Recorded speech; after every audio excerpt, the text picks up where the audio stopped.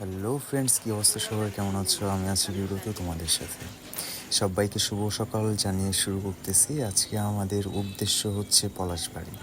যদিও পলাশবাড়ি না, পলাশবাড়ির একটু আগে। তো রওনা করছি।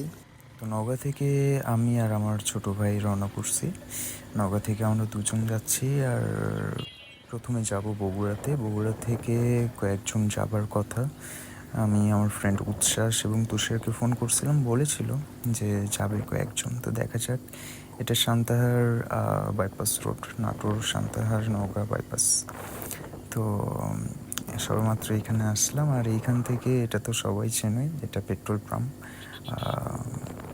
Rajshahi, Mahadevpur, Naogaon, Baludanga bus stand highway বাম দিক দিয়ে গেলে। তো এখন আমরা একটু সামনে গিয়ে দেখব পোতার রেল গেট। তো আমি ভাবছিলাম যে গেট পড়া থাকবে, কেননা সকালের সময় এই সময়টাতে আসলে ট্রেন যাতায়াত করে। এই সময় একটা ট্রেন ছিল, তো যাক, রেল গেট পড়া ছিল না। তো পোতার রেল গেট ক্রস করে সোজা আমরা চলে আসি একদম বগুড়ার কাছে। তো এইখানে ভিডিও করার উদ্দেশ্য হচ্ছে, দেখো যে এখানে যতগুলো রিক্সা দেখতেছো, এগুলো কোনো না কোনো যুদ্ধ বিমানের হয়তো বা পাইলট ছিল, আমার যতটুকু মনে হয়। জানি না কেন তারা সেই চাকরিজন্য হয়ে এখানে আসে রিক্সা চালাইতেছে। তো চলে আসছি বগুড়া চার মাথাতে। তো এইখানেই আসলে আসার কথা আমার ফ্রেন্ডদের। তো জানি না, আমার মনে হচ্ছিল যে চার মাথাতে তাদেরকে পাবো না, আমাকে হয়তো বা সাত মাথাতেই যাইতে হবে। তারপরেও আমি এখানে দাঁড়িয়ে ফোন করি। বাম দিক দিয়ে গেলে আমি হচ্ছে পলাশবাড়ির দিকে চলে যাইতাম। তো এইখানে যদি থাকতো, তো আমি জানি নাই, এই জন্য রাস্তা ক্রস করে সাত মাথার রাস্তায় গিয়ে আমি কল করি। তো যেই কথা সেই কাজ, ফোন করে দেখি তারা আসে নাই। তো আমাকে যাইতে হবে সাত মাথায়। তো এইখানে দেখো, সাত মাথার এই গোরস্থান, এক জায়গায় কিভাবে ছোট লোক বড় লোক একসঙ্গে কিভাবে থাকে। তো সাত মাথাতে চলে আসলাম। সাত মাথায় এসে ওয়েট করতেছিলাম। একজনকে আমি রিসিভ করছি সদর থানার সামনে থেকে, আমার উচ্ছ্বাস ফ্রেন্ডকে। সাত মাথাতে ওয়েট করতেছিলাম আমার তুষার ফ্রেন্ডের জন্য।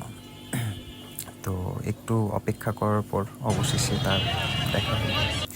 তো আমরা আর দেরি না করে রওনা করে ফেললাম পলাশবাড়ির উদ্দেশ্যে। আসলে পলাশবাড়ি না, পলাশবাড়ির একটু আগে। আমি অবশ্যই লোকেশনটা দিয়ে দেবো। তো সকালের সময় অনেকটা সকালে গিয়েছিলাম যেন আমি জ্যামজট না পাই, বাট একটু বেলা হয়ে গেল অপেক্ষা করার জন্য।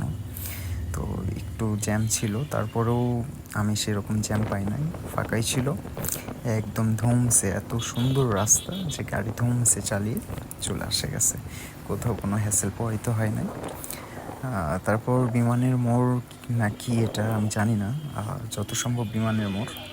তো এইখান থেকে আপনি ডিরেক্ট গাইবান্ধা রুটে, মানে ডান দিকে গেলে, সাতমাথা থেকে এসে বিমানের মোড় থেকে ডান দিকে গেলে আপনি হচ্ছে গাইবান্ধা রুটে উঠে যাবেন।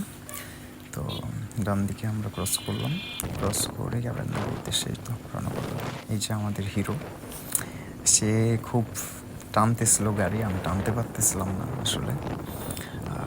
না টানার কারণ, আসলে আমাকে কেউ যদি হেল্প করতে পারো, যারা বয়স আছো ইয়াং জেনারেশনের, যে আমার হচ্ছে পিক আপ যখন ফলস টানতেছি আমার ক্লাস ছেড়ে দিচ্ছিল গাড়ি, সেইভাবে কারেন্ট পিক আপ নিতেছিল না, জানি না এটা কেন। তারপরেও মোটামুটি টেনে গেছি সকালের সময়। ওয়েদারটাও খুবই সুন্দর ছিল, খুবই সুন্দর। তো এইখানে বৃষ্টির সম্মুখীনও হয়েছি, বৃষ্টি চলে আসছিল। তো আমাদের ওয়েট করা লাগছে অনেকক্ষণ দাঁড়িয়েছিলাম। তো মোটামুটি ভাবছিলাম যে সকাল সকাল গিয়ে দুপুর নাগাদ ব্যাক করব। তো দুপুরের পরেই আমরা ব্যাক করছি। তো কথায় কথায় অনেকটা দূর চলে আসলাম। তো এবারে আমি আপনাদের লোকেশনটা বলে দিই। আদিযোগীর যেই স্থাপনা, সেই জায়গাটার নাম হচ্ছে কোমরপুর।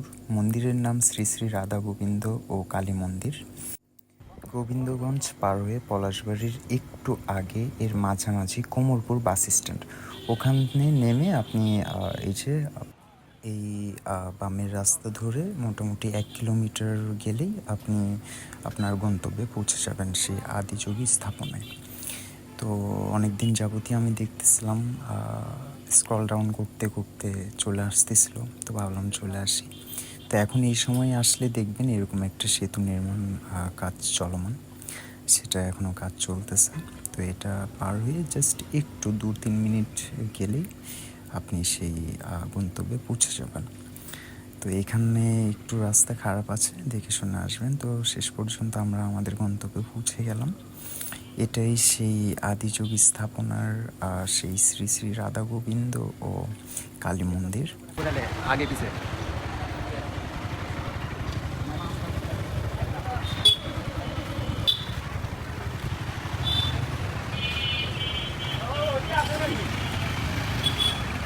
মেন গেট পার হয়ে আপনি যদি হাতের বাম দিকে যান, এইখানে বাতাসা, তারপর প্রসাদ দেওয়ার জন্য বা ভোগ চড়ানোর জন্য অনেক কিছুই পেয়ে যাবেন। ঠিক ডান পাশেই আপনার কর্তৃপক্ষের ঘর, আর বাম পাশে এই কক্ষগুলোতে দেখবেন লোকনাথ বাবা এবং শনিদেব স্থাপনা। তারপর এখানে ছোট্ট একটা দোকানও আছে, আর এইখানে নির্মাণাধীন অবস্থায় আছে শ্রীকৃষ্ণের মূর্তি, যেটা এখনও কাজ চলমান। এখান থেকে একটু যদি আমরা সামনে যাই, এখানে এই যে একটা দান বাক্স রয়েছে, আর এই যে এটা লাভ ক্যান্ডেল না কি জানি, যাই হোক, এটা যে সাদা এটা দেখতেছেন ঠিক আদিযোগীর পাশে, এটা হচ্ছে কালী মন্দির। ও পাশে রয়েছে রাধাকৃষ্ণ মন্দির, এবং এটা হচ্ছে কীর্তন হরিবাসর এগুলো হয়। ঠিক এটা ক্রস করে একটু যদি সামনে যান, দেখবেন এরকম বিশাল একটা স্পেস, আর এখানে দুর্গাপুজোর প্রস্তুতি চলতেছে, বিশাল বড় মূর্তি করছে দেখলাম। আর এখানে বসার ব্যবস্থা আছে, সুব্যবস্থা। এখানে মোটামুটি বিশাল গাছ, আপনি খুব গা জোড়াইতে পারবেন। আর সব থেকে বড় কথা, এখানকার যতগুলো ওয়ার্কার বা যারা কাজ করতেছে সব কিন্তু এলাকার, হ্যাঁ, বড় বড় যেগুলো ইঞ্জিনিয়ার তাদেরকে শুধু বাইরে থেকে নিয়ে আসছে। ঠিক আছে, চলুন আমাদের মেন আকর্ষণটা দেখে আসি। जटाकटाः सम्भ्रमं भ्रमन्निलिम्प निर्झरी विलोलवीचि वल्लरी विराजमानमूर्धनि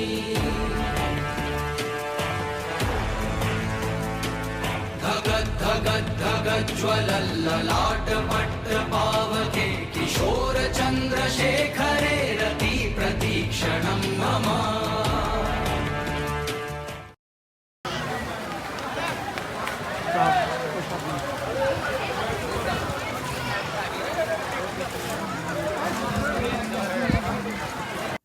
ঠিক দেবাদিদেব মহাদেব যে মূর্তিটা আছে, ঠিক তার পাশে এই মন্দিরটা, মা কালীর মন্দির, খুবই ভয়ঙ্কর। আমার সব থেকে ভালো লাগছে কি জানেন, এটাই যে এইখানকার যত যারা কাজ করতেছে সবাই এলাকাবাসী। এইখানে মোটামুটি প্রতিদিনই এরকম প্রসাদ দেওয়া হয়, যেটা বিনামূল্যে। আর ঠিক তার বাম পাশেই দেখবেন এরকম একটা খোলা জায়গা, এখানেও বসার স্পেস আছে, এখানে খুব আরাম করে আপনি বসে খাইতে পারবেন। খুব সুন্দর একটা বাতাস, ফাঁকা জায়গা থাকার কারণে খুব সুন্দর বাতাস পাওয়া যায়। ঠিক ওই পাশটায় ওই গাছের নিচেও একটা বসার মোটামুটি একটা ভালো প্লেস রয়েছে। আর এটা আদিযোগী স্থাপনার ঠিক পাশে। আর এটা সেই কালী মন্দির, হ্যাঁ, যেটা বিশাল, এখনও রং করা হয় নাই। ঠিক সেইখানকার সেই ঝর্ণা এটা, ঠিক জল বয়ে নেমে আসতেছে এভাবে, খুব সুন্দর, খুবই সুন্দর। ঠিক আপনার চরণের যত ধুলা বালি সব মুছে যাবে, তারপর আপনি ঠিক কালী মন্দিরে উঠতে পারবেন বা পৌঁছাবেন। খুবই সুন্দর আর খুবই ভয়ঙ্কর। হ্যাঁ, মা চণ্ডীর মুখখানা দেখলেই কেমন জানে। এটা এখনও কমপ্লিট না, এখনও রং বাকি আছে, রঙের কাজ বাকি আছে। পুরো মন্দিরের আসলে কাজ চলমান, এখনও চলতেছে। সবাই ভালো থাকবেন, আমি এখানেই বিরতি নিচ্ছি, শেষ করতেছি।